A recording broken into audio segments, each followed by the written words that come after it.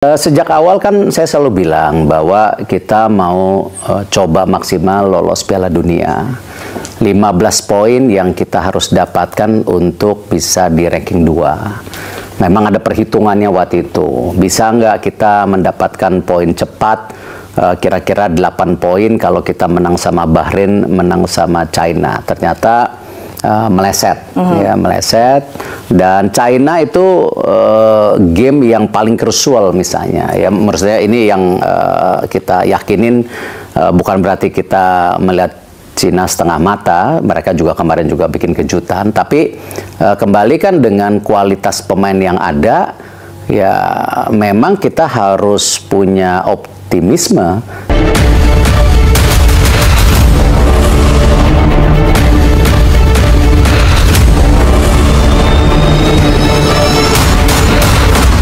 Kan targetnya bukan menang per game, tapi bagaimana kita bisa dapat kesempatan untuk kualifikasi Piala Dunia. Sama seperti waktu itu kita kerja keras untuk meloloskan tim Olimpiade, ya itu target utamanya. Walaupun memang apapun hasilnya kita harus tetap bangga karena kita belum pernah waktu itu ranking 4 Asia untuk U23. Dan kita bisa bermain untuk kualifikasi Piala Dunia. Tapi ya namanya bola, selalu ada drama. Sejak awal kan saya selalu bilang bahwa kita mau coba maksimal lolos Piala Dunia.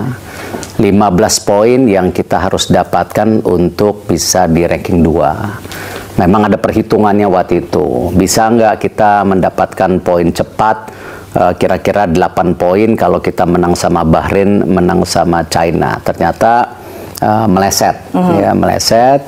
Dan China itu game yang paling krusial misalnya. Ya, menurut saya ini yang kita yakinin, bukan berarti kita melihat Cina setengah mata. Mereka juga kemarin juga bikin kejutan. Tapi kembali kan dengan kualitas pemain yang ada, ya memang kita harus punya optimisme. Kita lihat aja berapa sih negara Asia yang punya pemain yang bermain di Eropa. Ya, mungkin nomor 1 Jepang, betul. Nomor 2 Korea, mungkin kita bisa masuk top 5. Artinya apa? Kualitas pemainnya ada, dan sehingga itu ya harapan yang kita mungkin juga bisa dibilang euforia atau terlalu tinggi, tapi dengan data-data statistik yang ada, ya mestinya the game melawan China itu merupakan kesempatan emas, ya.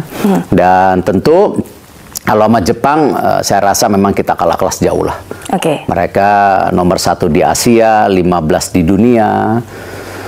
Tapi waktu itu memang situasinya saya lihat setelah kalah sama Jepang itu perlu ada dobrakan yang diambil. Kalau tidak, saya takutnya, ya, kembali dari pengalaman saya memegang berapa kejuaraan di olahraga atau klub dan lain-lain, takutnya dimotivasi. Memangnya situasinya saat itu seperti apa, Pak? Ya, kalau kita lihat kan bagaimana pemain-pemain itu kan kelihatan mukanya, mereka down. Ya, dan makanya saya memutuskan waktu itu masuk ke locker room. Saya tanya lagi kepada mereka dan termasuk pelatih, masih percaya tidak proyek ini? Dan jawabannya percaya. Kalau waktu itu jawabannya sudah nggak percaya, ya saya mundur benar waktu itu.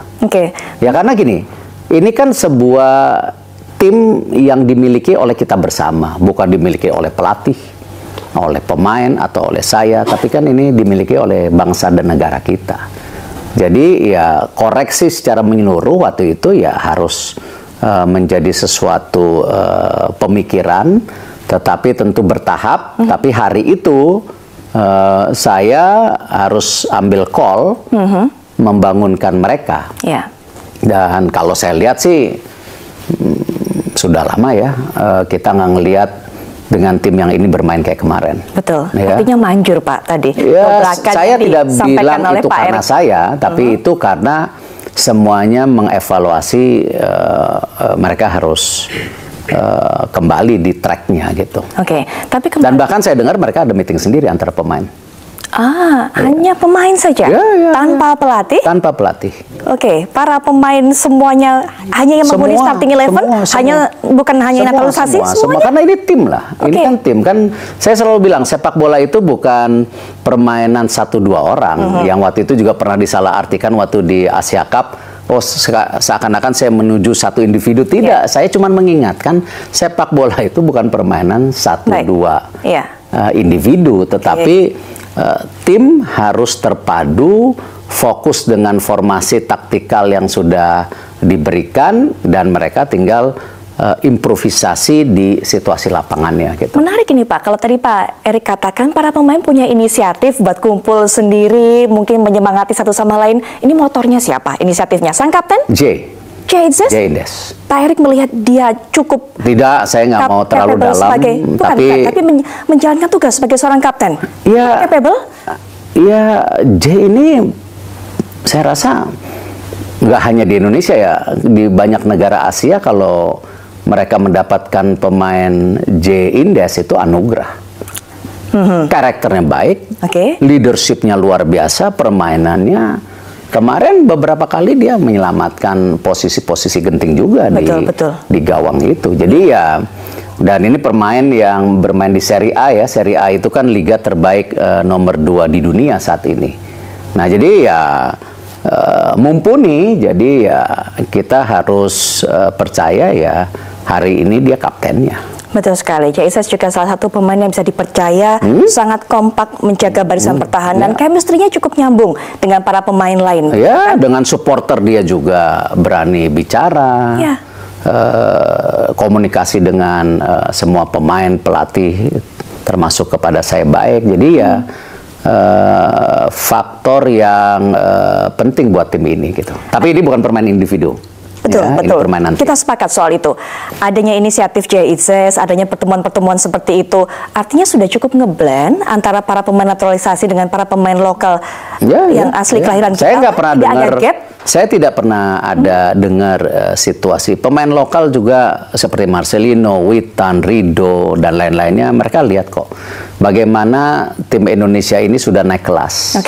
Jadi mau tidak mau mereka juga harus menaikkan kelas mereka, kalau nggak tertinggal. Makanya kemarin saya bicara juga mengenai Yuto Nagatomo, ya sebenarnya itu simple buat saya. Bagaimana Yuto sampai hari ini bisa in shape, ya karena memang dia siapkan dirinya dengan baik. Nah, itu yang saya ingatkan untuk seluruh pemain, termasuk di luar negeri, termasuk yang di dalam, karena kelas kita sudah naik.